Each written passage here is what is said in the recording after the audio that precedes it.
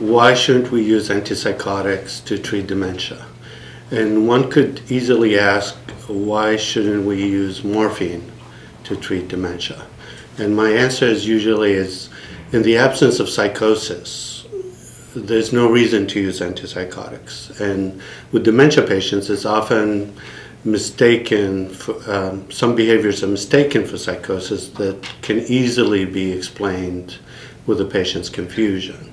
So if a person is confused about why they're at a facility, for example, and they want to understand what went on, and their brain tells them, well, their daughter dropped them off and they want to take the house, that's not exactly psychosis. And the irony of all this is that when we use antipsychotics inappropriately, what it does to the confusion is that it makes it worse.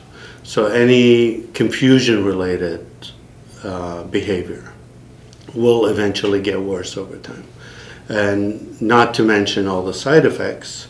The one that I'm most concerned about is not the increased death rate and diabetes, but more the Parkinsonism that comes with it. And so the increase in falls, the trajectory change for the dementia patient in terms of their physical function, it's really not very helpful. So that's why we don't use antipsychotics in dementia patients.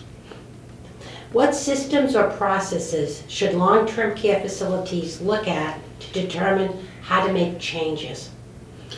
So to answer the question of what systems and processes the nursing homes or facilities need to look at to make changes, one needs to look at the triggers for the use of antipsychotics, and no pun intended here, but in terms of, just like in dementia patients, we look for triggers for the behavior, we want to see our own behavior, which is the overprescribing of antipsychotics, and look for those triggers. So in my practice and in something we did that's called the CALM protocol, we look at those triggers, and one of them is the management of complex patients over the phone. So one of the big reasons for the overuse of antipsychotics is that the evening shift would call an on-call person with limited knowledge about the case, or even if they know the case, they really don't have the opportunity to get as much information as they need or do a first-hand assessment. So long as that happens, we could do great during the day with our providers going in and not overprescribing, and then the night shift would call and get that done. So the process that we've improved in our practice on is that from the leadership down, we encourage the nursing staff to differentiate between chronic behavior that fits the pattern for their resident and differentiate those from something that's immediately problematic that they need immediate help with.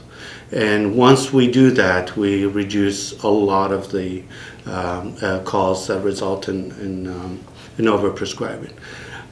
Other processes include constant education. So the constant feedback, it's not enough to have the monthly feedback that is not very specific. So if we have a case where there was an instance where we were, as providers, were asked to prescribe antipsychotics, we would immediately that day talk to the director of nurses and the administrator on those complex cases so that they can have an opportunity to go back to that particular nurse and provide feedback and education.